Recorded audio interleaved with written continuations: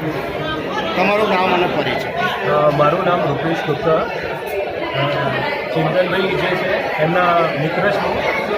આંગણવાડી picture એટલું સરસ લાગ્યું કે જે અમે બધાએ ફેમિલી સાથે જોયું અને ઘણા સમય પછી આપણા જૂના કલ્ચર સાથે જોડવા માટેનું કોઈ એટલું સરસ મૂવી આવ્યું છે જેનાથી અમને એવું ફીલ થાય કે અમારા નવા જનરેશનના છોકરાઓ મોબાઈલ છોડીને જૂની કલ્ચર સાથે જોડાય અને આપણા ગુજરાતી કલ્ચર સાથે જોડાઈને સારું કામ કરી શકે આગળ ભવિષ્ય માટે.